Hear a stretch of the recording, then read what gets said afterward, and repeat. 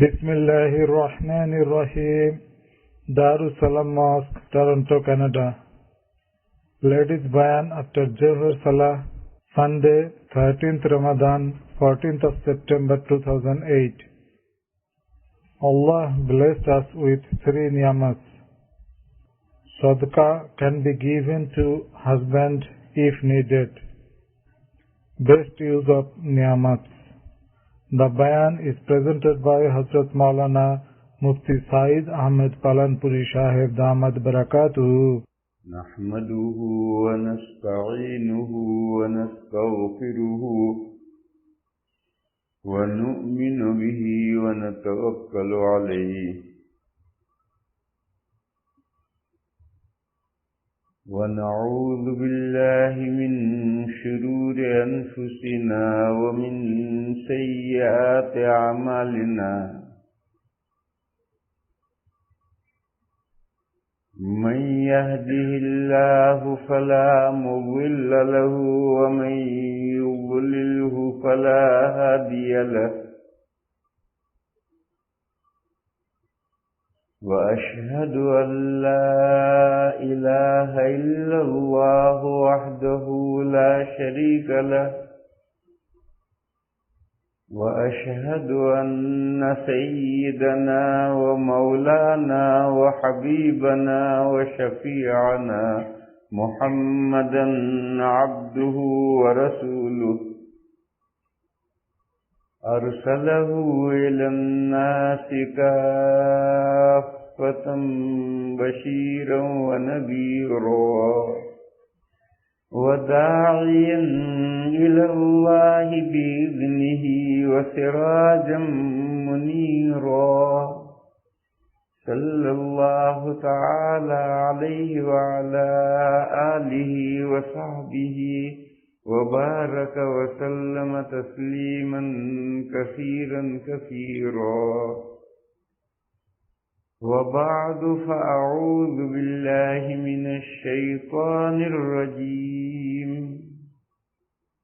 بسم الله الرحمن الرحيم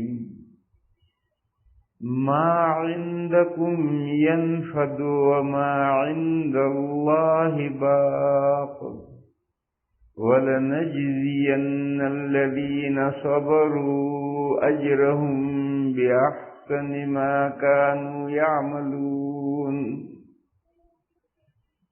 من عمل صالحا من ذكر أو أنثى وهو مؤمن فلنحيينه حياة طيبة ولنجزينهم أجرهم بأحسن ما كانوا يعملون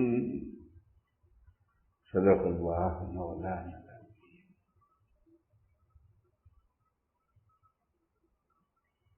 معزز خواتین، مائیں اور بہنیں،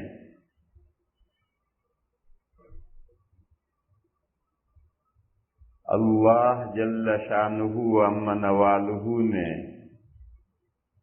ہمیں تین بہت بڑی نعمتیں عطا فرمائیں.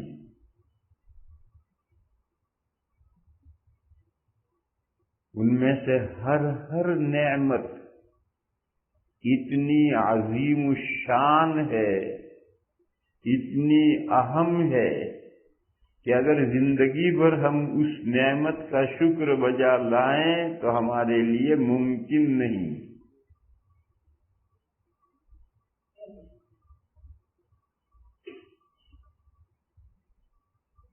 تو تین نعمتیں کیا ہیں؟ پہلی نعمت، اللہ نے ہمیں انسان بنایا. اگر اللہ تعالی ہمیں انسان نہ بناتے، کوئی بھی مخلوق بنا دیتے تو ہم کیا ڈیمانڈ کر لیتے کہ نہیں ہمیں انسان بناؤ. اللہ چاہتے ہمیں اینٹ پتھر بنا دیتے. جس مادے سے ہم بنائے گئے ہیں اس مادے کو اللہ چاہتے اینٹ پتھر بنا دیتے، گائے بھینس بنا دیتے، چرندہ یا پرندہ بنا دیتے، کیڑا یا مکوڑا بنا دیتے، کچھ بھی بنا دیتے. اللہ کا یہ بڑا احسان ہے، اللہ کا بڑا کرم ہے کہ اس نے ہمیں ایسی مخلوق بنایا جس مخلوق کو اللہ تعالیٰ نے بہت سی مخلوقات پر برتری اور فضیلت بخشی۔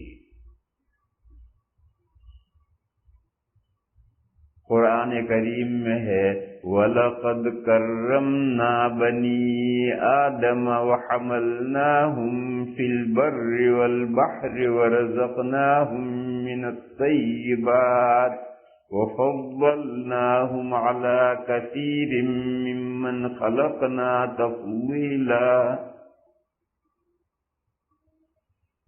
فرمایا ہم نے آدم علیہ السلام کی اولاد کو عزت بخشی۔ وَلَقَدْ كَرَّمْنَا بَنِي آدم، ہم نے آدم علیہ السلام کی اولاد کو عزت بخشی۔ یہ عزت کس طرح بخشی ہے؟ انسان بنایا، آدم علیہ السلام کی اولاد بنایا، خود آدم علیہ السلام کو جو انسان بنایا، پھر ان کی اولاد کو جو انسان بنایا، اس طریقے سے اللہ تعالیٰ نے حضرت آدم علیہ السلام کو اور ان کی اولاد کو عزت بخشی۔ وَحَمَلْنَاهُمْ فِي الْبَرِّ وَالْبَحْرِ، اور ہم نے ان کے لیے سواریاں پیدا کی، خشکی میں بھی اور سمندر میں بھی، اور اب تو فضا میں بھی۔ اگر یہ سواریاں اللہ پیدا نہ کرتے تو انسان ایک جگہ سے دوسری جگہ کیسے پہنچتا؟ پیدل چلتا، اس کے علاوہ کوئی راستہ ہی نہ ہوتا۔ پیدل چلنے سے ایک تو تھک کر چور چور ہو جاتا، گھنٹہ بھر 2 گھنٹے چلے گا، ابھی تھک کر بیٹھ جائے گا، اور سواری پر بیٹھ گیا، وہ سواری لے جا رہی ہے، اس کے پیر تھک نہیں رہے ہیں اور کہیں سے کہیں پہنچ رہا ہے۔ خشکی میں ایک جگہ سے دوسری جگہ جانے کے لیے اللہ تعالی نے سواریاں پیدا کی۔ پھر خشکی میں پہاڑ آ جاتے ہیں، ان پہاڑوں میں اس پہاڑ پر چڑھنا، ادھر اترنا، پھر پہاڑ پر چڑھنا، ادھر اترنا ناممکن ہے، سواریاں کیسے چڑھیں گے؟ تو اللہ نے پہاڑوں کے بیچ میں گھاٹیاں رکھی، راستے تنگ راستے رکھے۔ کہیں دنیا میں ایسے پہاڑ نہیں ہیں کہ جن کو پار نہ کیا جائے، ہر پہاڑ کو پار کر کے ایک طرف سے دوسری طرف جائیں گے۔ پانی جس پر ایک تولے کا ڈھیلا پتھر آپ رکھیں تو ڈوب جاتا ہے، اس پانی میں اللہ تعالیٰ نے جہاز بنانے کی، پانی کے جہاز بنانے کی اللہ تعالیٰ نے ہنر سکھلایا انسان کو۔ سب سے پہلی کشتی نوح علیہ السلام کے زمانے میں بنی۔ نوح علیہ السلام سے پہلے کشتی کوئی نہیں جانتا تھا۔ نوح علیہ السلام کے زمانے میں طوفان آیا تو سب سے پہلے کشتی بنی۔ اور قرآن میں 2 جگہ پر ہے کہ ہماری وحی کے مطابق اور ہماری نگرانی میں کشتی بناؤ۔ وَاصْنَعِ الْفُلْكَ بِأَعْيُنِنَا وَوَحْيِنَا، ہماری نگرانی میں بتاؤ، ہماری وحی کے مطابق بناؤ۔ اب یہ جہاز، پانی کا جہاز، لاکھوں ٹن کا وزن لیے ہوئے سمندر کے سینے کو چیرتا ہوا اس بر اعظم سے اس بر اعظم اور اس بر اعظم سے اس بر اعظم دندناتا پھرتا ہے۔ اگر یہ اللہ تعالیٰ یہ صنعت اور یہ حرفت انسان کو نہ سکھلاتے تو ایک بر اعظم سے دوسرے بر اعظم کیسے جاتا ہے؟ ٹھیک ہے، خشکی کی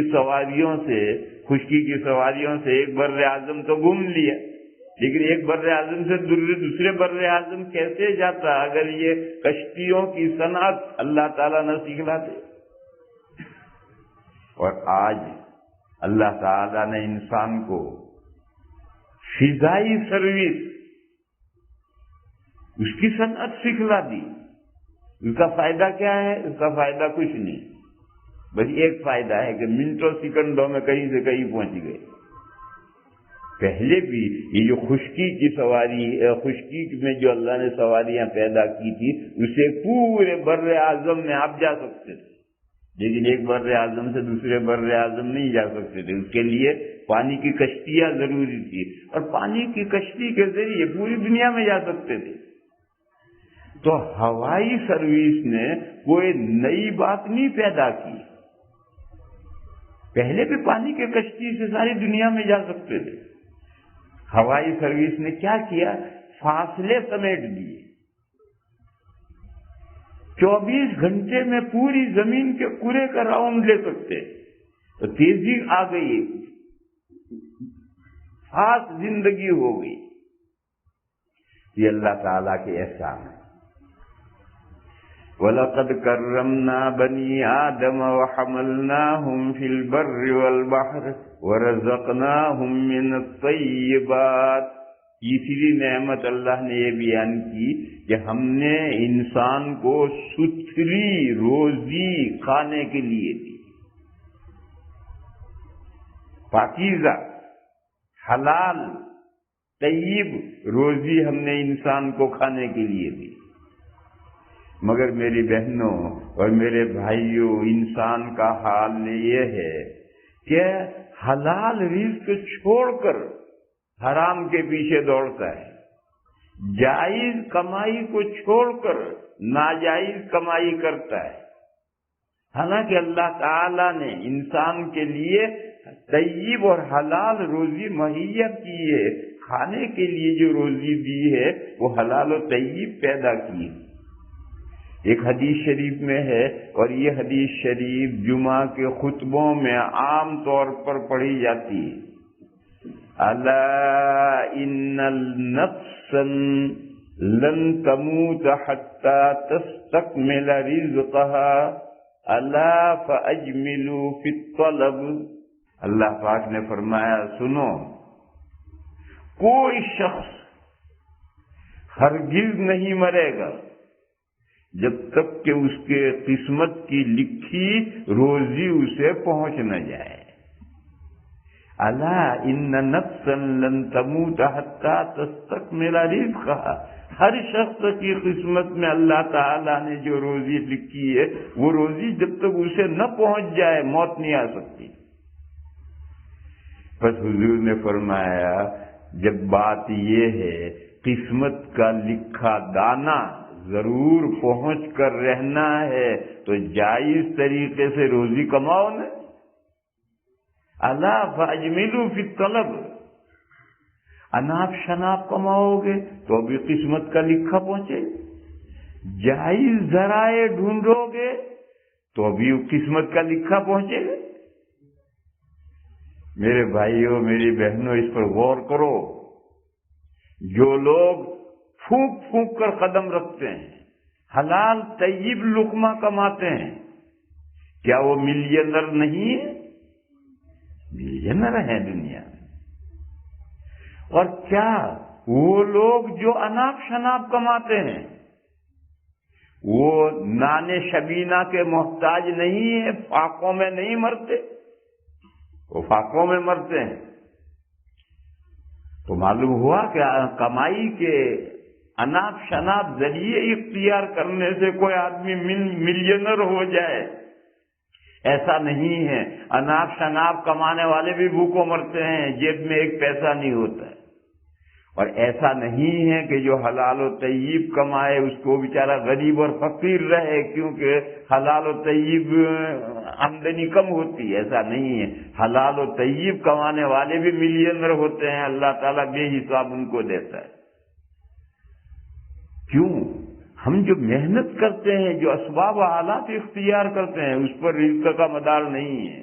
یہ تو دنیا دارالاسباب ہے، ہاتھ پیر ہلانے ہیں، باقی ہر ایک کو رزق وہ ملتا ہے جو اللہ نے اس کی قسمت میں ازل سے لکھ دیا ہے، وہ اسے ملتا ہے۔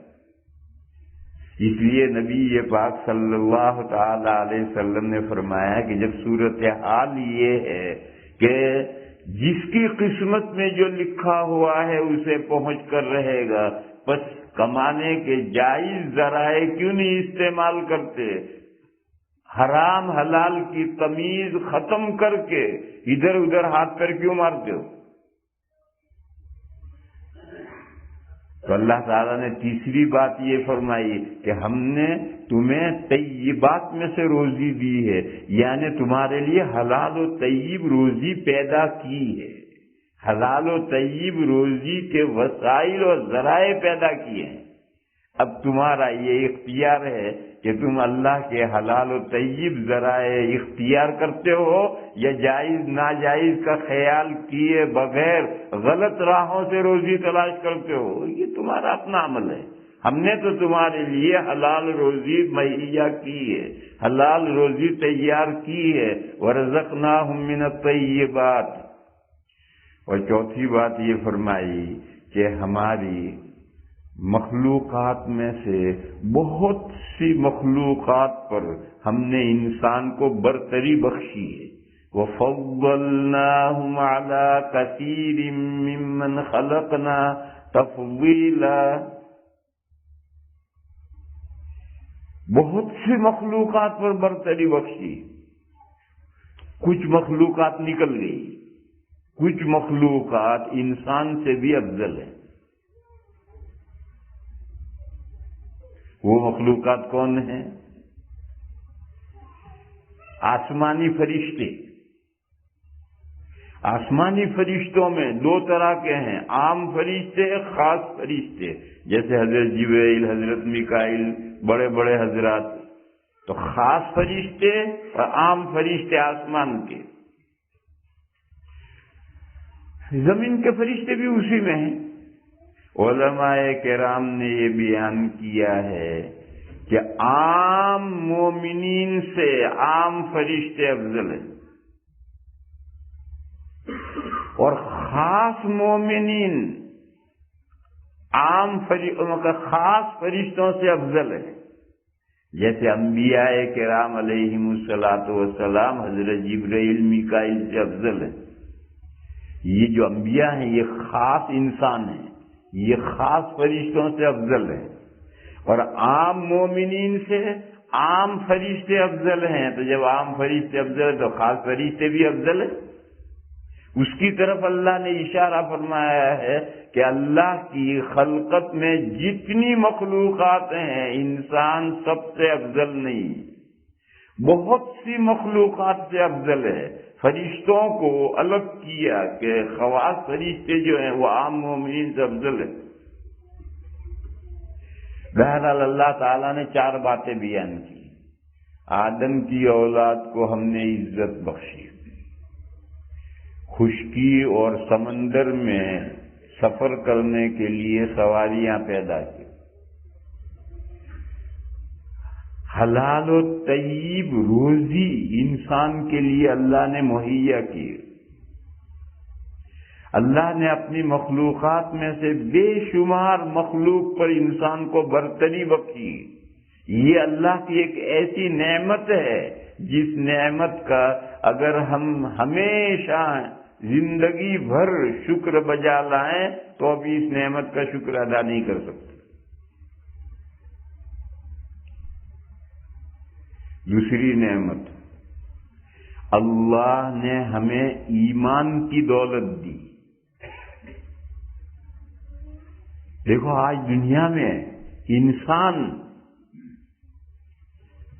آدم علیہ السلام اور دادی حوا کی اولاد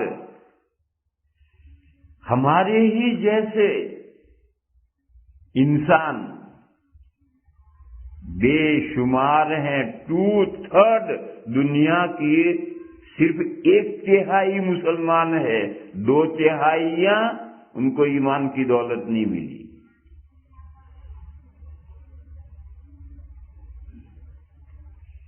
یہ جو اللہ تعالیٰ نے ہمیں ایمان کی دولت بخشی ہے میرے بھائیوں اور میری بہنوں، یہ ہمارا کوئی کمال نہیں ہے۔ ہم تو پشتینی مسلمان آ رہے ہیں۔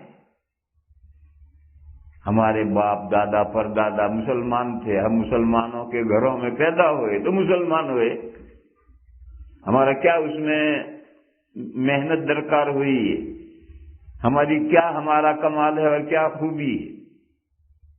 اگر اللہ تعالی ہمیں عیسائی کے گھر میں پیدا کر دیتے، یہودی کے گھر میں پیدا کر دیتے، ہندو کے گھر میں پیدا کر دیتے، بدھسٹ کے گھر میں پیدا کر دیتے، تو ہم وہی ہوتے جہاں پیدا ہوتے۔ اللہ نے ہمیں اپنے فضل و کرم سے مسلمان ماں باپ کے گھر میں پیدا کیا۔ یوں ایمان کی دولت خود بخود ہمارے ہاتھ میں آ گئی۔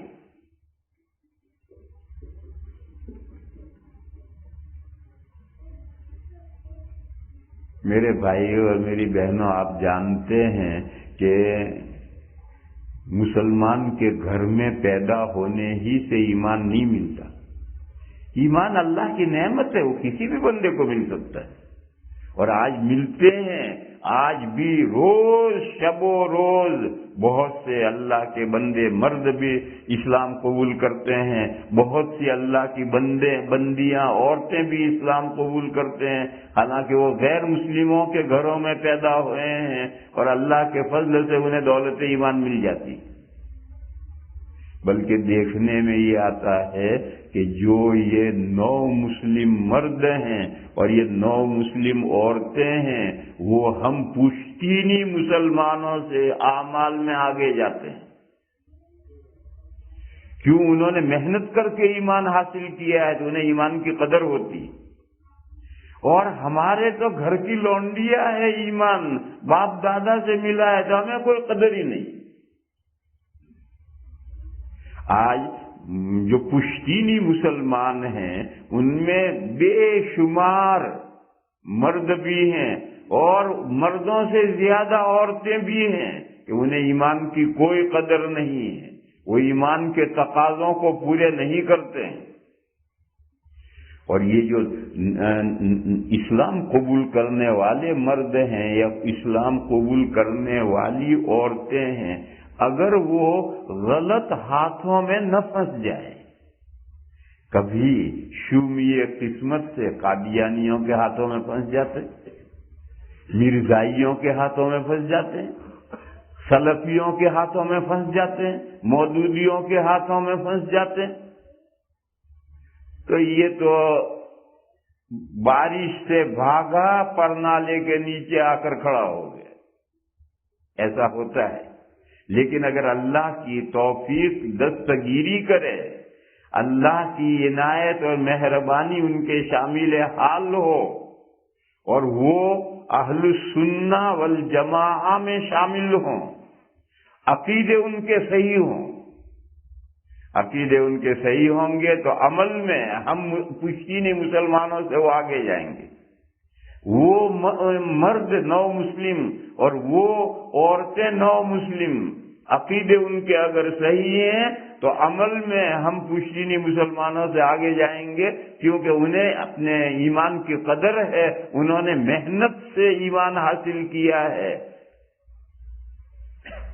اور ہم مسلمانوں کا حال یہ ہے کہ ہم نماز نہیں پڑھیں گے، بہت سے مرد ہیں جو نماز نہیں پڑھیں گے، بہت سی عورتیں ہیں جو نماز نہیں پڑھتی، جبکہ حدیث میں یہ ہے کہ ایک نماز اگر جان بوجھ کر نہیں پڑھی تو وہ مسلمان نہیں ہے، وہ نام کا مسلمان ہے، کام کا مسلمان نہیں ہے۔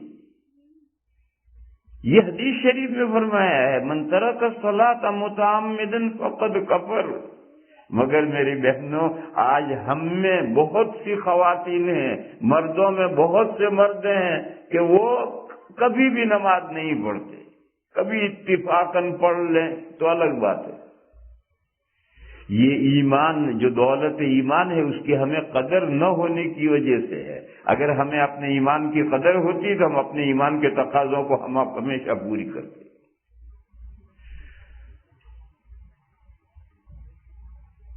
تیسری نعمت، اللہ نے 2 نعمتیں دی، ہمیں انسان بنایا، ہمیں ایمان دیا، اور تیسری نعمت یہ ہے کہ ہمیں اپنے حبیب صلی اللہ تعالی علیہ وسلم کی امت میں شامل کی۔ یہ ایک بہت بڑی نعمت ہے۔ جیسے حضرت آدم علیہ السلام کی امت میں جو تھے وہ بھی تو مومنین تھے، ان کو بھی ایمان کی دولت ملی تھی۔ نوح علیہ السلام کی امت میں تھے، وہ بھی مومنین تھے، ان کو بھی ایمان کی دولت ملی تھی۔ ابراہیم علیہ السلام کی امت میں، موسیٰ علیہ السلام کی امت میں، عیسیٰ علیہ السلام کی امت میں سب مومنین تھے، ان کو ایمان کی دولت ملی تھی۔ مگر یہ دولت کہ اللہ نے ہمیں خاتم النبیین حضرت محمد مصطفیٰ صلی اللہ تعالی علیہ وسلم کی امت میں شامل کیا، یہ نعمت پچھلے مومنین کو نہیں ملی، یہ نعمت اسی امت کو ملی۔ اس کو یوں سمجھو، دنیا میں پڑھنے کے ادارے بہت ہیں، یہاں پڑھ لو، وہاں پڑھ لو، وہاں پڑھ لو، کہیں سے بھی مولانا صاحب بن جاؤ، مولوی بن جاؤ۔ اگر کسی کو دارالعلوم دیوبند میں پڑھنے کا موقع ملے اور وہاں سے عالم ہونے کا موقع ملے تو وہ اتنی بڑی اللہ کی نعمت ہے کہ وہ زندگی بھر اس کا شکر بجا لائے تو بھی شکر پورا نہیں ہو سکتا۔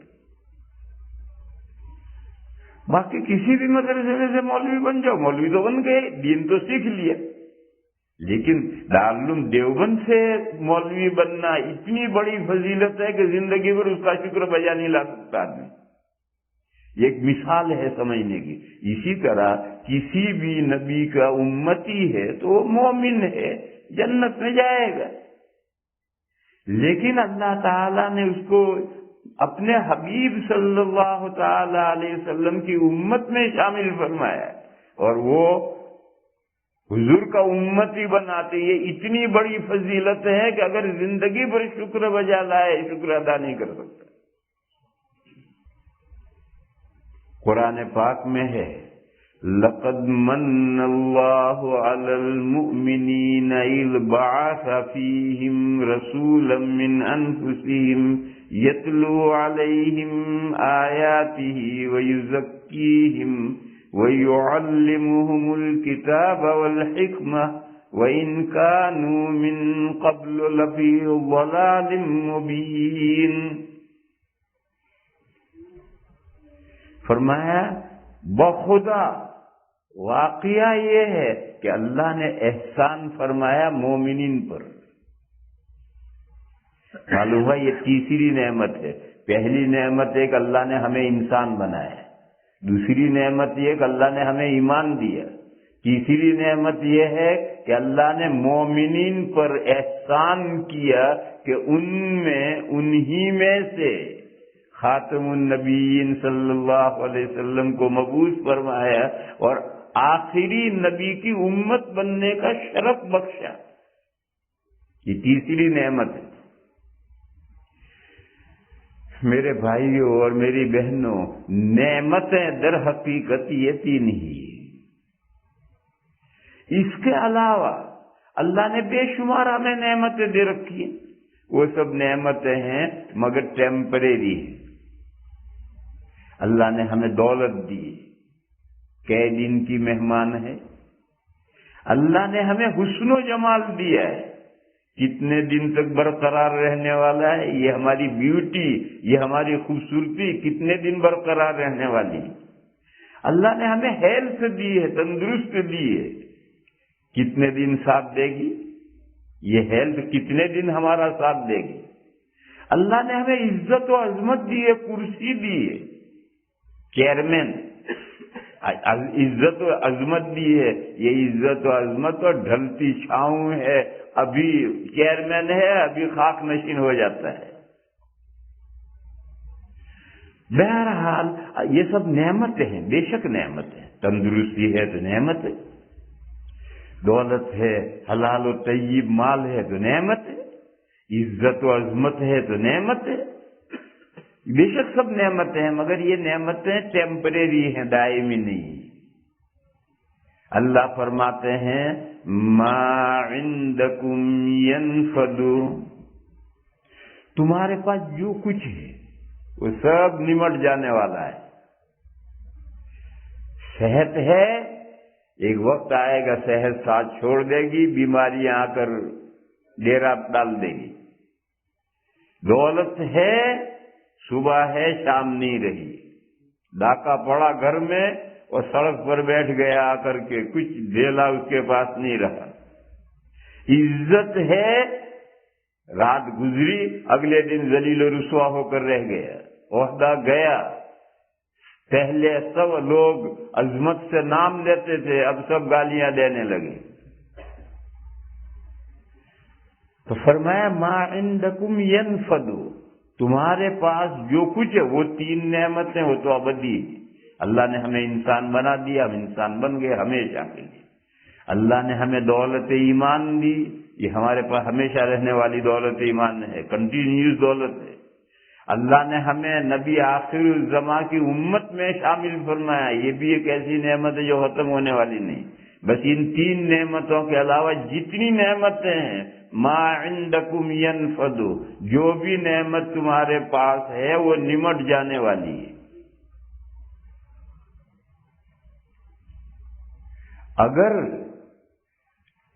ہم چاہیں یہ نعمتیں جو ختم ہو جانے والی ہے، نمٹ جانے والی ہے، ان کو کنٹینیوس بنا لیں، ان کو دائمی بنا لیں، ان کو مستمر بنا لیں، جیسے وہ 3 نعمتیں دائمی اور مستمر ہیں، ان کو بھی، تندرستی کو، صحت کو، مال کو، عزت کو، آبرو کو، علم کو، ہر چیز کو ہم اگر دائمی بنانا چاہیں تو ایک طریقہ ہے۔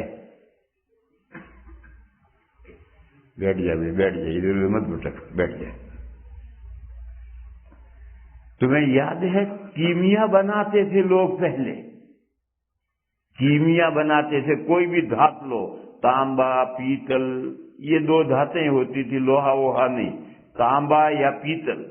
اس تانبا یا پیتل کو پگھال کر کے بالکل پانی کر ڈالتے تھے، پھر جنگل میں سے کوئی پتے اور گھاس لاتے تھے، اسے کوٹ کر کے اس کا عرق اس کے اندر ڈالتے تھے تو وہ تانبا اور پیتل سونا بن جاتا تھا۔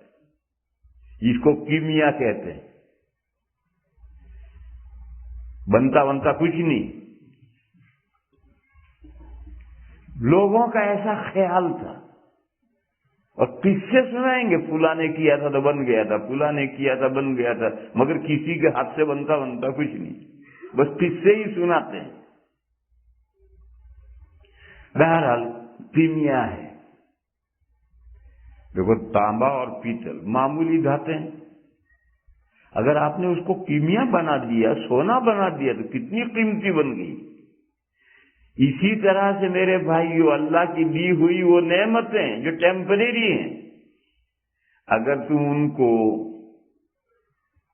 دائمی بنانا چاہو تو ایک طریقہ ہے۔ فرمایا ما عندکم ینفد وما عند اللہ باق، اور وہ اجر و ثواب جو اللہ کے پاس میں ہے وہ ہمیشہ باقی رہنے والا ہے۔ یہ وہ فارمولہ بتایا کہ تمہارے پاس جو چیزیں ہیں، جو نعمتیں ہیں، جو نمٹ جانے والی ہیں، ان کو تم آخرت کے لیے استعمال کر دو،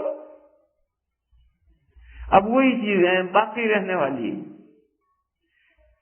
صحت، تندرستی، ایک آدمی یا ایک عورت اللہ کے فضل سے ابھی جوان ہے، تندرست ہے، صحت ہے، اپنی اس جوانی اور صحت کو اللہ کے کاموں میں استعمال کرو، عبادتوں میں استعمال کرو، تو وہ صحت آخرت میں باقی رہنے والی چیز بن گئی۔ صحت تو ڈھلی، دنیا میں تو صحت ڈھلی، مگر اس صحت میں جو کام کیے تھے اللہ کے یہاں وہ ہمیشہ باقی رہنے والے ہیں۔ تو گویا ہماری صحت کو ہم نے ضائع نہیں ہونے دیا، ہم نے اپنی صحت کو بچا لیا۔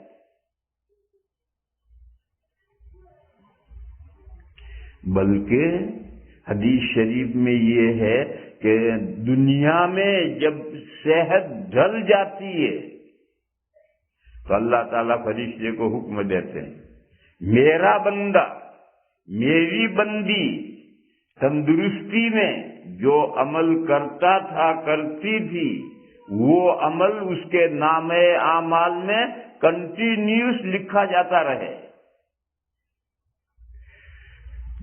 جوانی میں وہ اٹھ کر تہجد پڑھتی تھی، جوانی میں وہ اشراق چاشت اوابین پڑھتی تھی، اب بوڑھی ہو گئی، بوڑھا ہو گیا، ہمت نہیں رہی، اٹھا نہیں جاتا ہے، کمزوری آ گئی ہے، تو اللہ فرشتوں کو حکم دیتے ہیں کہ تندرستی میں جو عمل یہ بندہ اور یہ بندی کرتی تھی وہ عمل اس کے نام عمل میں مسلسل وہ عمل لکھا جاتا رہے، روزانہ کہ اس نے تہجد پڑھا، اس نے اشراق پڑھا، اس نے اوابین پڑھا، روز لکھا جاتا رہے۔ تو میرے بھائیوں، تندرستی کو اگر دائمی بنانا چاہتے ہو تو اس کا طریقہ یہ کہ اپنی تندرستی کو نیک کاموں میں استعمال کرو، تو اس نیک کاموں میں استعمال کرنے کی وجہ جو ثواب ملے گا اللہ کے یہاں پہنچ کر وہ ختم نہ ہونے والا ہے۔ ما عند اللہ باطل، اللہ نے دولت دی، دولت بہرحال ختم ہونی ہے۔ کبھی تو ہماری آنکھوں کے سامنے ہماری دولت ختم ہو جاتی ہے، اور کبھی ہماری آنکھ بند ہوئی اور تیے پانچے ہو گئے ہماری دولت کے تیے پانچے ورثہ نے کر ڈالے، جس کے ہاتھ جو لگ گیا وہ لے کر بھاگ لیے۔ ہماری آنکھ بند ہونے کی دیر ہے، آنکھ بند ہوتے ہی تیے پانچے ہو جاتے ہیں۔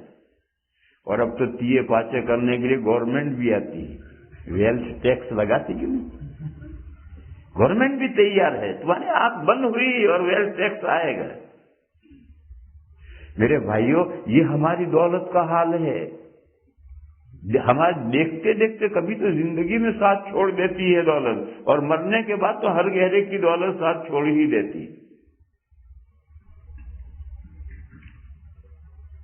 اس دولت کو اگر ہم کارآمد بنانا چاہیں تو اس کا بھی وہی طریقہ ہے کہ آپ اپنی دولت کو نیک کاموں میں استعمال کریں، اس کا جو ثواب اللہ کے یہاں ملے گا وہ دائمی۔ اس طریقے پر آپ نے اپنی دولت کو دائمی بنا لیا۔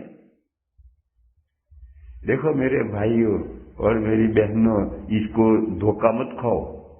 لوگ یہ سمجھتے ہیں کہ کسی مدرسے میں دینا یا کسی مسجد میں دینا یا کسی غریب یتیم کو دینا، بس یہی نیک کام میں دولت کو خرچ کرنا ہے۔ ایسا نہیں ہے، بے شمار راہیں ہیں خرچ کرنے کی۔ ایک حدیث سناؤں۔ ایک مرتبہ نبی پاک صلی اللہ تعالی علیہ وسلم نے عورتوں کے سامنے، خواتین کے سامنے وعظ کہا، اور اس میں یہ فرمایا تصدقنا ولو من حلیکن، خیرات کرو، پیسہ نہ ہو تو اپنا زیور ہی خیرات کرو۔ پہلے عورتوں کے پاس پیسے نہیں ہوتے تھے، زیور ہوتے تھے۔ اب تو عورتوں کے پاس اللہ کے فضل سے زیور بھی ہیں، پیسے بھی ہیں۔ پہلے پیسوں کی بہت کمی تھی، اس زمانے میں پیسے نہیں ہوتے تھے، زیور ہوتے تھے۔ تو حضور نے فرمایا تمہارے پاس پیسے نہ ہوں تو اپنے زیور میں سے خیرات کرو۔ فرمایا کہ مجھے معراج میں جہنم میں عورتوں کی تعداد زیادہ دکھلائی گئی، لہذا خیرات کرو اور اللہ کے غصے سے، ناراضگی سے بچو اور جہنم سے رستگاری حاصل کرو۔ یہ حضور نے تقریر فرمائی۔ عورتوں میں سے ایک بڑی معزز عورت ہیں، بڑی صحابیہ ہیں، حضرت زینب، حضرت عبداللہ ابن مسعود رضی اللہ تعالی عنہ کی بیوی۔ شوہر غریب تھے اور بیوی مالدار تھی۔ حضرت زینب مالدار تھی اور شوہر حضرت ابن مسعود بہت بڑے صحابی ہیں۔ حضرت عمر کے بعد اگر دوسرا نمبر کسی کا لگتا ہے تو ابن مسعود کا علم و فضل میں لگتا ہے۔ وہ نہایت غریب تھے اور بیوی مالدار تھی۔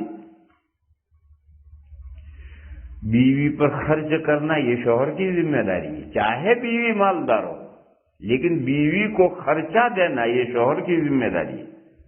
اسی طریقے سے جو اولاد ہوئی ہے اس اولاد پر خرچ کرنا یہ باپ کی ذمہ داری ہے، ماں کی ذمہ داری نہیں ہے۔ یہ مسئلہ میں جو بچوں کو چائلڈ بینیفٹ ملتا ہے گورنمنٹ کی طرف سے اور عام طور پر ماں اس پر قبضہ کر لیتی ہے، اس کا ذکر میں نہیں کر رہا، کہیں تم دھوکہ کھاؤ۔ یہاں ہمارے معاشرے میں جو چائلڈ بینیفٹ ملتا ہے اور عام طور پر اس کو ماں قبضہ کرتی ہے، وہ ماں کا نہیں ہے، وہ بچوں کا ہے، وہ باپ کا نہیں ہے، وہ ماں کا نہیں ہے، وہ بچوں کا ہے، اور بچوں پر خرچ ہوگا۔ اور جب وہ خرچ ہو چکے تو اب اگر زائد خرچ کی ضرورت تو باپ کرے گا، ماں نہیں کرے گی۔ اس مسئلے کو اچھی طرح سمجھ لو، یہ جو چائلڈ بینیفٹ ملا ہے یہ بچوں کا ہے، نہ ماں کا ہے نہ باپ کا ہے۔ اور جب بچے کے پاس پیسے ہوں تو اس کا خرچہ باپ پر واجب نہیں رہتا، اس کا خرچہ اس کے مال میں سے ہوتا ہے، لہذا یہ رقم جو بچے پر ختم پوری ہو جائے گی، اب اگر زائد خرچہ چاہیے تو باپ کے ذمے ہے، ماں کے ذمے نہیں۔ تو حضرت زینب گھر آئی اور انہوں نے اپنے شوہر حضرت عبداللہ ابن مسعود سے کہا کہ آج حضور نے وعظ فرمایا تھا اور ہمیں خیرات کرنے کی ترغیب دی تھی، تو میں خیرات کرنا چاہتی ہوں۔ آپ غریب ہیں، آپ کے ذمے اولاد کا خرچہ ہے، بس اگر میں آپ کو خیرات دے سکتی ہوں تو پہلے آپ کو دوں، اور اگر آپ کو خیرات دینا میرے لیے جائز نہ ہو تو پھر میں اور غریبوں کو دوں گی۔ جاؤ حضور سے مسئلہ پوچھ کر آؤ کہ بیوی شوہر کو خیرات یعنی نفلی خیرات، صدقہ، زکوٰۃ نہیں، زکوٰۃ بیوی شوہر کو نہیں دے سکتی، شوہر بیوی کو نہیں دے سکتا، لیکن زکوٰۃ کے علاوہ جو دیگر نفلی خیراتیں ہیں اگر بیوی شوہر کو دینا چاہے تو دے سکتی یا نہیں دے سکتی، جاؤ حضور سے مسئلہ پوچھ کراؤ۔ حضرت ابن مسعود نے کہا میں تو نہیں جاتا، تمہیں پوچھنا ہو تو تم ہی جاؤ اور حضور سے مسئلہ پوچھ کراؤ، میں نہیں جاتا۔ تو حضرت زینب خود گئی، تو وہاں پہنچی تو حضور کے گھر کے باہر ایک عورت اور بھی کھڑی تھی پہلے سے، وہ بھی یہی مسئلہ پوچھنے آئی تھی کہ بیوی شوہر کو نفلی خیرات دے سکتی یا نہیں، یہی مسئلہ پوچھنے آئی تھی۔ دیکھو یہاں تو ہر گھر میں تالا بند ہے، لیکن ہمارے یہاں انڈیا میں عورتیں کسی کے گھر میں گھر جاتی ہیں تو اجازت لیتی ہی نہیں، ویسے گھر میں گھس جاتی ہیں۔ یہاں تو کہاں سے گھسیں گے، ہر گھر لوک ہے، اس لیے جھک مار کے باہر کھڑے رہ کر نوک کرنی۔ لیکن انڈیا میں، پاکستان میں، بنگلہ دیش میں عورتوں نے تو یہ سمجھ رکھا ہے کہ ہر گھر ہمارا گھر ہے، ان کو کسی کے گھر میں گھسنے کے لیے اجازت لینے کی ضرورت نہیں۔ دیکھو اس حدیث میں ایک عورت پہلے سے دروازے پر کھڑی ہے، اس نے اجازت ملے گی، لے گی۔ اس زمانے میں نوک کرنے کا تو کوئی طریقہ نہیں تھا، کوئی گھر میں جائے گا تو اس کے ذریعے سے اجازت مانگیں گے، اجازت ملے گا تب وہ گھر میں داخل ہوگی۔ اور اب حضرت زینب بھی آ گئی، وہ بھی وہی مسئلہ پوچھنے آئی، دونوں کھڑی ہیں۔ تھوڑی دیر ہوئی، حضرت بلال رضی اللہ تعالیٰ عنہ آئے، وہ گھر میں جانے لگے، تو ان دونوں عورتوں نے حضرت بلال سے کہا کہ دیکھو ایک مسئلہ حضور سے پوچھ کر ہمیں جواب لا کر دو۔ عورت نفلی خیرات شوہر کو دینا چاہے تو دے سکتی ہے یا نہیں، یہ مسئلہ پوچھ کر کے ہمیں جواب لا کر کے دو۔ اور اگر حضور پوچھیں کہ یہ مسئلہ پوچھنے والی کون عورتیں ہیں تو ہمارا نام مت بتائیے، کہ ہمارا نام مت بتائیے، حضور پوچھیں تو۔ خیر حضرت بلال اندر گئے، انہوں نے پوچھا کہ یا رسول اللہ، دروازے پر دو عورتیں کھڑی ہیں اور وہ یہ مسئلہ پوچھتی ہیں کہ بیوی اگر اپنے شوہر کو نفل خیرات دینا چاہے تو دے سکتی ہے نہیں؟ تو حضور نے فرمایا کون عورتیں؟ اب حضرت بلال کیسے جھوٹ بولیں گے؟ تو حضرت بلال نے کہا کہ ایک تو زینب ہے اور دوسری کو میں نہیں جانتا۔ حضرت مسعود کی بیوی زینب کو جانتے تھے اور دوسری عورت کون ہے وہ میں نہیں جانتا۔ تو فرمایا، انہوں نے حضرت بلال نے کہا کہ ایک تو زینب ہے دوسری کو میں نہیں جانتا۔ تو حضور نے پوچھا کون سی زینب ہے؟ ایک نام کے بہت سے آدمی ہوتے، ایک نام کی بہت سی عورتیں ہوتی، کون سی زینب ہے؟ تو حضرت بلال نے کہا کہ ابن مسعود کی بیوی ہے۔ تو حضور نے فرمایا جاؤ ان دونوں کو مسئلہ بتاؤ کہ اگر بیوی شوہر کو نفل خیرات دے گی تو اس کو 2 ثواب ملیں گے، ایک خیرات کرنے کا صدقے کا ثواب ملے گا اور ایک صلہ رحمی کا ثواب ملے گا، خاندان کے ساتھ حسن سلوک کرنے کا ثواب ملے گا۔ لہذا ایسا نہیں سمجھنا چاہیے کہ مال میں سے خیرات کرنا، خیرات دور کے لوگوں پر نہیں ہے، اگر قریب کے لوگوں پر، دیکھو نفل خیرات تو ہر ایک کو دے سکتے ہیں، نفل خیرات بیٹے کو بھی دے سکتے ہیں، پوتے کو بھی دے سکتے ہیں، بیٹی کو بھی دے سکتے ہیں، نواسی کو بھی دے سکتے ہیں، باپ کو بھی دے سکتے ہیں، دادا کو بھی دے سکتے ہیں، بھائی کو بھی، بہن کو بھی، چچا کو، پھوپھی کو، ماموں کو، خالہ کو۔ اور زکوٰۃ ہر ایک کو نہیں دے سکتے، اس کے ضابطے ہیں۔ ایک تو میاں بیوی ایک دوسرے کو زکوٰۃ نہیں دے سکتے۔ کیوں نہیں دے سکتے؟ دونوں کی منفعت مشترک ہے، شوہر کی چیز عورت استعمال کرتا، عورت کی چیز شوہر استعمال کرتا، بس اگر ایک نے دوسرے کو زکوٰۃ دی ہے تو پھر اپنی ہی زکوٰۃ استعمال بھی کرے گا، تو کہاں دی؟ اور رشتوں میں سے جن رشتوں کے درمیان میں جننے کا تعلق ہے، یعنی ہماری ماں باپ دادا دادی نانا نانی جن سے ہم پیدا ہوئے ہیں، ان کو زکوٰۃ نہیں دے سکتے۔ اسی طریقے سے جو ہم سے پیدا ہوئے ہیں، بیٹا بیٹی پوتا پوتی نواسا نواسی، نیچے تک ان کو زکوٰۃ نہیں دے سکتے۔ ان کے علاوہ جو سائڈ پر رشتے ہٹ گئے، جو رشتے سائڈ پر ہٹ گئے، جیسے بھائی بہن اور بھائی بہن کے اولاد، چچا پھوپھی اور چچا پھوپھی کی اولاد، ماموں خالہ اس کی اولاد، ان سب کو زکوٰۃ دی جا سکتی ہے، بلکہ اگر وہ غریب ہیں تو ان کو زکوٰۃ دینے میں 2 اجر ملیں گے، ایک زکوٰۃ ادا کرنے کا اور ایک خاندان کے ساتھ اچھا سلوک کرنے کا۔ اور میں نے بتلایا کہ نفلی خیرات ہے وہ تو ہر ایک کو دی جا سکتی ہے، بیٹا غریب ہے، پوتا غریب ہے، دادا سے ضرورت مند ہے، تو نفلی خیرات تو سب کو دی جا سکتی ہے۔ اور حضور نے مسئلہ بتلایا کہ بیوی اگر شوہر کو خیرات دے گی تو اس کو 2 اجر ملیں گے، ایک صدقے کا اور ایک صلہ رحمی کا۔ اسی طریقے سے میرے بھائیوں، آدمی مرتا ہے اور اپنے ورثہ کے لیے ورثہ چھوڑتا ہے، اس میں بھی اجر و ثواب ہے، صدقے کا اجر و ثواب ہے۔ شوہر جو بیوی کا خرچہ شوہر کے ذمہ واجب ہے، بیوی کو جو خرچہ دیتا ہے اس میں بھی اجر و ثواب ہے۔ ایک حدیث میں حضور نے فرمایا کہ یہ کام صدقہ ہے، یہ کام صدقہ ہے، یہ کام صدقہ ہے، گناتے گناتے فرمایا کہ تو لقمہ بنا کر اپنی بیوی کے منہ میں رکھے تو یہ بھی صدقہ ہے۔ لہذا خیرات کا مفہوم بہت وسیع ہے، مگر ہم مسلمانوں نے ایسا سمجھ لیا ہے کہ بس غریب کو دینا یا مسجد اور مدرسے میں دینا یہی خیرات ہے، ایسا نہیں ہے۔ اس لیے اس مضمون کو ذہن میں رکھو، اللہ کے لیے جو بھی آپ خرچ کریں گے اللہ کے لیے وہ نفلی خیرات ہے۔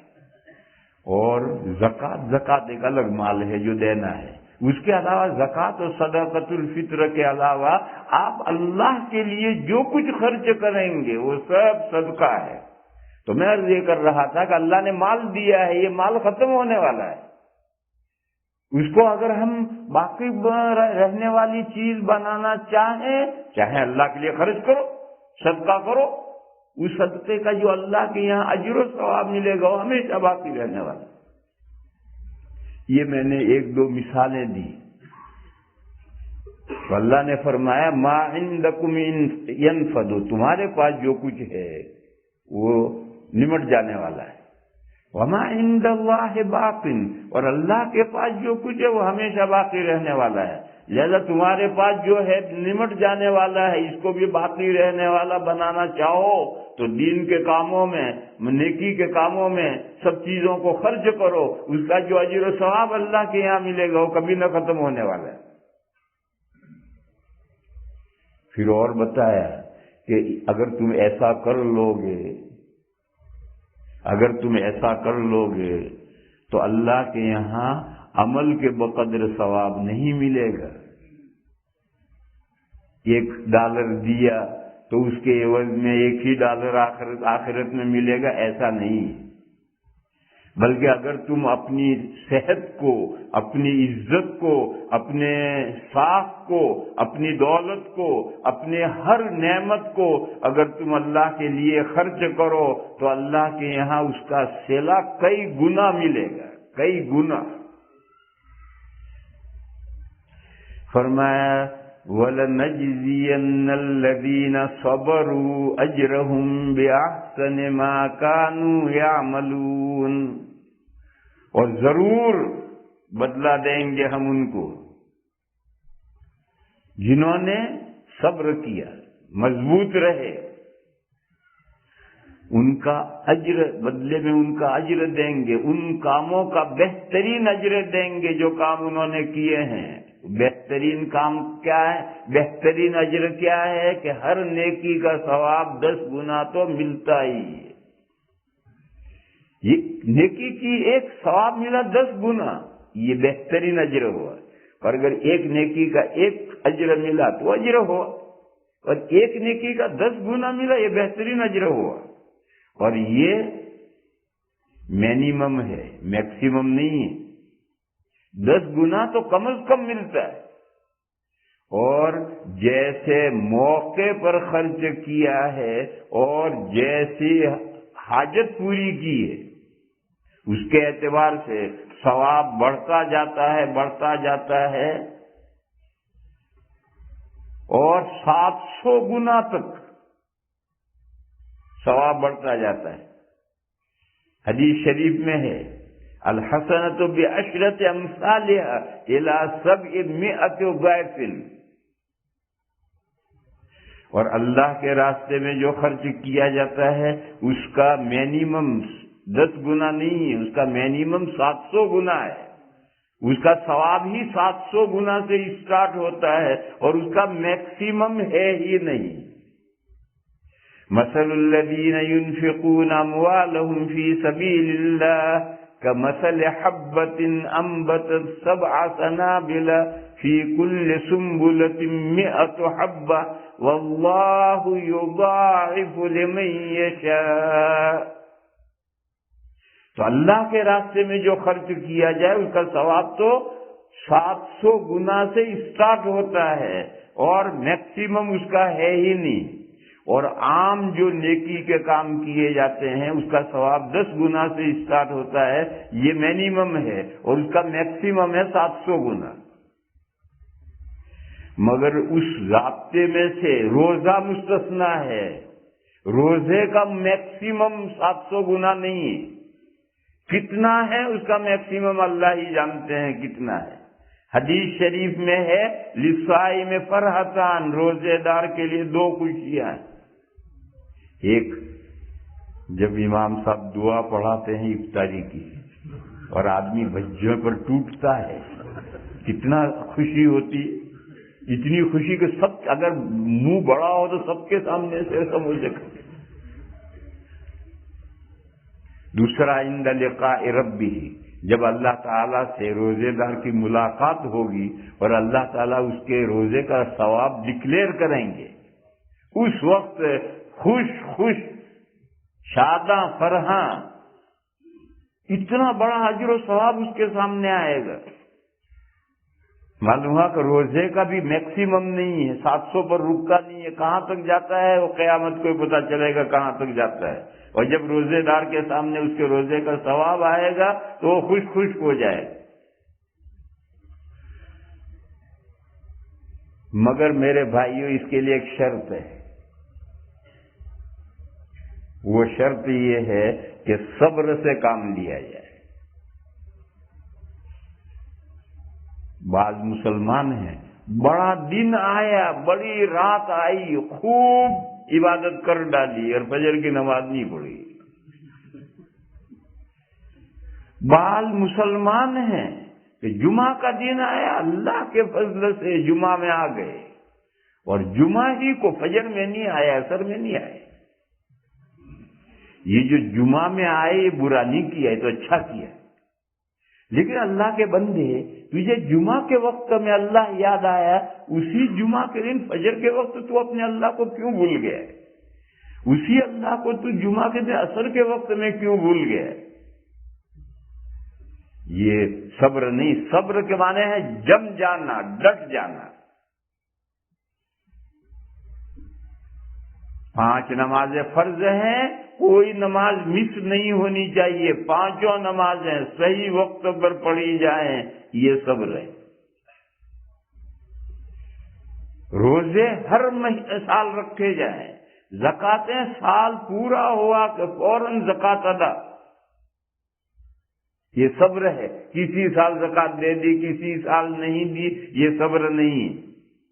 تو اللہ تعالیٰ نے یہ قید لگائی ہے، وَلَنَجْزِيَنَّ الَّذِينَ صَبَرُوا، اور بخدا ضرور بدلہ دیتے ہیں ہم ان لوگوں کو جنہوں نے پابندی سے اعمال کیے۔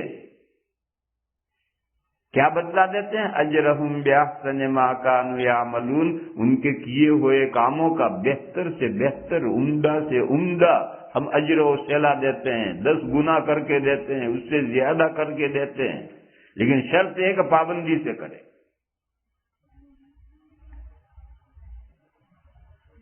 اور اگر کھیل بکھیل کی، کوئی نماز پڑھی کوئی نہیں پڑھی، تو نماز نہ پڑھنا گناہ کبیرہ ہے اور کفر کے درجے کا گناہ ہے، اور ایک کبیرہ گناہ جہنم میں لے جانے کے لیے کافی ہے، ایک کبیرہ گناہ جہنم میں لے جانے کے لیے کافی ہے۔ بس اگر اس نے خیر بخیر کچھ نمازیں پڑھی تو مغفرت کی امید کیسے باندھے گی وہ بہن؟ اللہ کے آخرت میں قیامت کے دن مغفرت تو اس بندی کی ہوگی، اس بندے کی ہوگی جس کا حساب بالکل کلیئر ہے، صاف ہے۔ تو اس لیے تمام بہنوں سے ہماری بہنیں اس میں کوتاہی کرتی ہیں، زکوٰۃ میں بھی کوتاہی کرتی ہیں، پیسہ جیب میں سے نکلتا نہیں۔ میری بہنوں یہ ذہن میں رکھو کہ یہ جو زکوٰۃ میں ہم کچھ دیتے ہیں یہ کسی کو نہیں دیتے، اپنے آخرت کے بینک میں بیلنس بناتے ہیں۔ جیسے آپ دنیا میں جب پیسہ آپ کے جیب میں گھر میں جمع ہوتا ہے تو گھر میں نہیں رکھتے، بینک میں داخل کرتے ہو، اسی طرح سے مومن کا ایک بینک آخرت میں بھی ہے۔ یہاں جو ہمارے دنیا کی بینک ہے اس میں بیلنس میں سے کچھ نہ کچھ نکال کر کے آخرت میں سیو کرو، سیونگ، وہ سیونگ اکاؤنٹ ہے۔ یہ دنیا کا اکاؤنٹ تو خرچ ہوتا رہتا ہے، آج ہے کل نہیں ہے، اور وہ آخرت کا جو اکاؤنٹ ہے وہ سیونگ اکاؤنٹ ہے۔ لہذا دنیا کے بینک میں سے، جیب میں سے، گھر میں سے نکال کر کچھ اس آخرت کے حساب میں جمع کرو۔ حدیث شریف میں ہے، انسان کہتا ہے یہ میرا مال، یہ میرا مال، یہ میرا مال، یہ گھر میرا، یہ گھوڑا میرا، یہ دکان میری، یہ پلاٹ میرا، یہ فارم میرا، مالی مالی مالی۔ حضور نے فرمایا تیرا کچھ نہیں ہے، تیرے صرف 3 مال ہیں، 3 مال تیرے ہیں۔ سونے دے بے روزہ لگ رہا ہے، تیرے مال صرف 3 مال ہیں، ما اکل فافنا، کھایا ختم کر دیا، یہ آدمی کا اپنا مال ہے۔ ما لبسا فابلا، پہنا اور بوسیدہ کر دیا، وہ اس کا مال ہے۔ وتصدق فاقنا، خیرات کی اور اسے بیلنس بنا لیا آخرت میں، یہ آدمی کا اپنا مال ہے۔ وما سوا ذالک فهو تارک لغیرہ، ان تین کے علاوہ تو انسان کے پاس جو کچھ مال ہے وہ دوسروں کے لیے چھوڑ کر چل دینا ہے۔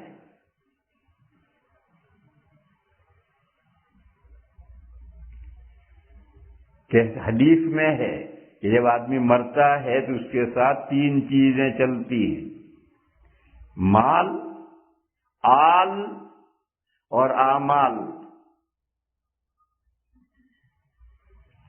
قبر تک پہنچ کر اعمال ساتھ رہ جاتے ہیں، مال بھی لوٹ آتا ہے، آل بھی لوٹ آتے ہیں، فیملی بھی لوٹ آتی ہے، رشتہ دار بھی لوٹ آتے ہیں، جو کچھ مال ہے وہ سب دنیا میں رہ جاتا ہے، قبر میں ساتھ جانے والے صرف اعمال ہیں۔ تو حدیث میں فرمایا کہ وہ مال جو آدمی نے خیرات کر کے آخرت میں ذخیرہ کر لیا وہ اس کا مال ہے۔ لہذا میرے بہنوں، میرے بھائیوں، اللہ نے جو نعمتیں ہمیں دی ہیں، جن کے بارے میں فرمایا کہ وہ ختم ہونے والی ہیں، ان کو آخرت میں سیو کرو، ذخیرہ بناؤ اور جم کر کے اعمال پر رہو، مضبوطی کے ساتھ رہو۔ خیر بخیر اعمال کرنے کا کوئی خاص فائدہ نہیں ہے، بہترین صلہ اسی صورت میں آدمی کو ملتا ہے جبکہ اس نے صبر سے، ہمت سے، پابندی سے، مضبوطی سے عمل کیا۔ اور یہ مضمون جو اللہ پاک بیان فرما رہے ہیں یہ مردوں کے ساتھ خاص نہیں ہے، عورتوں کے ساتھ بھی خاص نہیں ہے، یہ قاعدہ کلی ہے، سنو۔ من عمل صالحا من ذکر او انثى، جو بھی مرد یا عورت نیک کام کرے گا، من عمل صالحا من ذکر او انثى، جو بھی شخص خواہ مرد ہو خواہ عورت ہو نیک کام کرے گا، ہاں وَهُوَ مُؤْمِنٌ، درا حالے کہ وہ ایماندار ہو، یہ شرط ہے۔ اگر ایمان نہیں ہے وہ اگر نیک کام کرے گا اس کا آخرت میں کوئی صلہ نہیں، اس کے نیک کام کا صلہ دنیا ہی میں اللہ کھلا دیتے ہیں۔ آج غیر مسلم ہیں بے شمار نیک کام کرتے ہیں، مسلمانوں سے آگے ہوتے ہیں، بعض کاموں میں تو مسلمانوں سے آگے ہوتے ہیں، اس کا آخرت میں کوئی بدلہ نہیں، ان کے اس نیک کام کا بدلہ دنیا ہی میں ان کو کھلا دیا جاتا ہے۔ آخرت میں بدلہ پانے کے لیے ایمان شرط ہے۔ فرمایا من عمل صالحا من ذکر او انثى وهو مؤمن فلنحيينه حیاتا طیبتا، فرمایا ہم ایسے بندے کو اور ایسی بندی کو دنیا میں پر لطف زندگی دیتے ہیں، فَلَنُحْيِيَنَّهُ حَيَاةً طَيِّبَةً، اور آخرت میں وَلَنَجْزِيَنَّهُمْ أَجْرَهُمْ بِأَحْسَنِ مَا كَانُوا يَعْمَلُونَ، آخرت کا صلہ تو وہی جو پہلے بتایا ہے کہ انہوں نے جو کام نیکی کے کیے ہیں ان کا بہتر سے بہتر صلہ دیتے ہیں۔ یہ تو مضمون پہلے آیا۔ اور دنیا میں ہماری صحت بگڑ گئی، رات کو اٹھنا ہے، تہجد پڑھنا ہے، ہمارا مال گھٹ گیا، خیرات کرنی ہے، غریبوں کو دینا ہے، کہا کچھ نہیں۔ دنیا میں بھی وہ جو تم نے اپنے اعمال صالحہ کیے ہیں تو دنیا میں ہم تمہیں با لطف زندگی دیتے ہیں، مزیدار زندگی دیتے ہیں، چین کی زندگی دیتے ہیں۔ میرے بھائیوں اور میری بہنوں، آپ مجھ سے زیادہ جانتے ہیں کہ پیسے سے چین اور سکون نصیب نہیں ہوتا، بڑے دولت مند ہیں، ان کے پاس رات کو جب تک گولی نہیں لیتے نیند نہیں آتی۔ اولاد سے سکون اور چین نہیں ملتا ہے۔ کتنے ہیں کہ اپنی اولاد سے تنگ اور پریشان ہیں، رات کو سو بھی نہیں سکتے ہیں اولاد کی پریشانی سے۔ اللہ نے فرمایا اعلموا انما اموالکم واولادکم فتنہ، یہ تمہارے دولتیں، یہ تمہاری اولادیں، یہ تمہارے لیے آزمائش ہے، پریشانی کا سبب بن جاتے ہیں۔ لیکن اگر اس اولاد میں نیک عمل کیا جائے، اس مال میں نیک عمل کیا جائے اور حالت ایمان میں نیک عمل کیا جائے تو اللہ کا وعدہ ہے کہ ہم اسے پر لطف زندگی دنیا میں دیں گے۔ پر لطف زندگی کیا ہوتی ہے؟ یہ مطلب نہیں ہے کہ جو مومن ہے، نیک کام کرتا ہے، اعمال صالحہ کرتی ہے بندی، وہ کبھی بیمار نہیں پڑے گی، نہیں، بیمار تو ہوگا، بلکہ بیماری گناہوں کا کفارہ بنتی۔ حدیث شریف میں ہے کہ آدمی کو جو بھی تکلیف پہنچتی ہے، حتیٰ کہ کانٹا چبھتا ہے تو اس سے بھی اس کے گناہ معاف ہوتے ہیں۔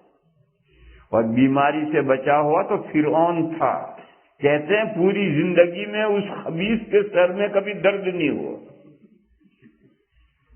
یہ تو فرعون ہونے کی علامت ہے۔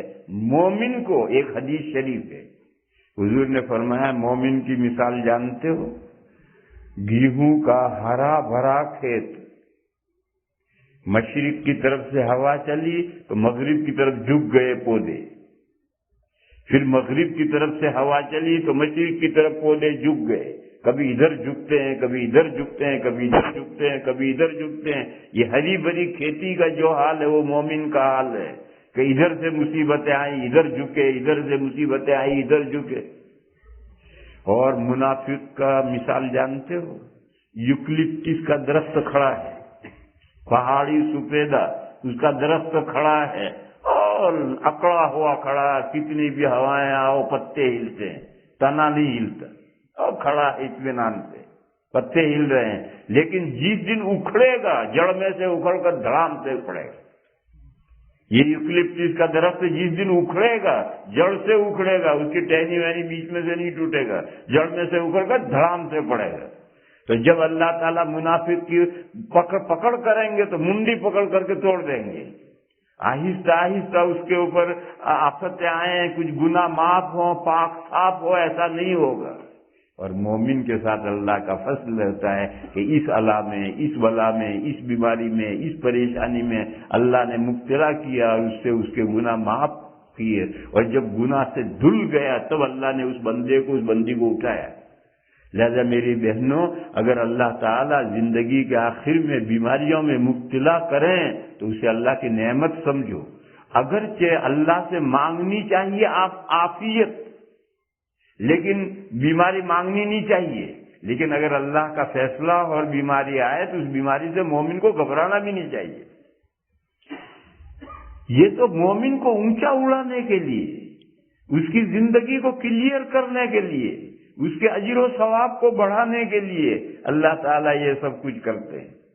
تو اللہ نے فرمایا کہ ہم پر لطف زندگی دیں گے، با لطف زندگی دیں گے۔ اس کا یہ مطلب نہیں ہے کہ وہ کبھی بیمار نہیں ہوگا، بیمار ہوگا۔ اس کا یہ مطلب بھی نہیں ہے کہ اس کے غریبی نہیں ہوگی، نہیں، اس کی قسمت میں غریبی لکھی ہے تو غریبی بھی ہوگی۔ اس کا یہ مطلب نہیں ہے کہ اسے بھوک مری سے دو چار نہیں ہونا پڑے گا، نہیں، اگر انتہائی غربت اس کی قسمت میں لکھی ہے تو بھوک مری سے بھی آپ کا پڑے گا۔ پھر بالطف زندگی کیا ہوتی ہے؟ ایک قلب کے، دل کے سکون کا نام ہے۔ بالطف زندگی قلب کے سکون کا نام ہے۔ میرے بھائیوں، آج بہت بے شمار لوگ ہیں جن کو سب کچھ حاصل ہے، نہیں حاصل ہے تو دل کا سکون حاصل نہیں، اور دل کے سکون کے لیے مارے مارے پھرتے ہیں۔ اور کہیں دل کا سکون نہیں ملتا ہے تو پھر ڈرگس میں پھنستے ہیں تاکہ ڈرگس کے ذریعے سے سکون حاصل کریں، دماغ کو کچھ تو سکون ملے، اور وہاں بھی نہیں ملتا تو ہیپیزم اختیار کرتے ہیں۔ یہ ایک نعمت ہے اللہ کی کہ آدمی پرسکون ہے، کوئی نو ٹینشن، مال ہے تو کوئی ٹینشن نہیں ہے تو کوئی ٹینشن نہیں، تندرست ہے تو کوئی ٹینشن نہیں ہے، بیماری ہے تو کوئی ٹینشن نہیں۔ یہ بالطف زندگی ہے، سونے کی گولی نہ کھانی پڑے، جب چاہیں اطمینان سے سو جائیں، مال ہے تو بھی اطمینان سے سو رہا ہے، اور مال نہیں ہے غریب ہے تو بھی اطمینان سے سو رہا ہے، تندرست ہے تو بھی سو رہا ہے، غریب بیمار ہے تو بھی سو رہا ہے۔ تو اللہ نے یہ فرمایا ہے کہ جو بھی شخص نیک کام کرے گا، چاہے وہ مرد ہو چاہے عورت ہو، بشرطے کہ وہ مومن ہو، تو اللہ تعالیٰ اسے دنیا میں با لطف پر لطف زندگی عطا فرماتے ہیں، اور آخرت میں اللہ تعالیٰ اس کے کاموں کا بہتر سے بہتر اجر و صلہ عطا فرماتے ہیں۔ یہ ماہ مبارک چل رہا ہے، یہ نیک کاموں کا سیزن چل رہا ہے، نیک کام کئی ہیں، تلاوتیں کرو، ذکر و اذکار کرو، نمازیں پڑھو، خاص طور پر نفل نمازیں پڑھو، تراویح کا اہتمام کرو۔ عورتیں گھروں میں سستی کا شکار ہو جاتی ہیں، عورتیں گھروں میں سستی کا شکار ہو جاتی ہیں۔ میری بہنوں، یہ سستی نہیں آنی چاہیے۔ یہ سستی ہمیں کیوں آتی ہے؟ آخرت پیش نظر نہیں رہتی ہے تو پھر بدن کی راحت کا تقاضا غالب آ جاتا ہے۔ اگر ہم آخرت پیش نظر رکھیں تو پھر نیند نہیں آئے گی، پھر اپنی آخرت کے بنانے کی فکر ہوگی۔ تو نمازیں پڑھو، خاص طور پر تراویح پڑھو، اور روزہ تو اس مہینے کی عبادت ہے ہی کہ روزہ تو سب رکھتے تو ہیں مگر بگاڑتے بھی۔ روزہ بگڑتا کس سے ہے؟ دو چیزوں سے روزہ بگڑ جاتا ہے، جھوٹ بولنے سے اور غیبت کرنے سے۔ جھوٹ بولنے سے اور غیبت کرنے سے روزہ بگڑ جاتا ہے۔ اور ہم چاہے مرد ہوں چاہے عورتیں ہوں، جھوٹ تو کم بولتے تھے، تھوڑا بہت تو چٹپٹا زندگی چٹپٹی بنانے کے لیے تھوڑا بہت تو جھوٹ بولتے ہیں۔ تو جھوٹ تو الحمدللہ ہم کم بولتے ہیں، لیکن غیبت تو ہماری زندگیوں میں اتنی گھسی ہوئی ہے کہ شاید کوئی پاک نہیں ہے، نہ کوئی مرد پاک ہے نہ کوئی عورت پاک ہے۔ اگر کوئی مرد پاک ہو جائے اور کوئی عورت غیبت کرنے سے پاک ہو جائے تو زہ نصیب، کیا کہنے اس کی قسمت کے، لیکن بہت کم ہے، لیکن ہیں۔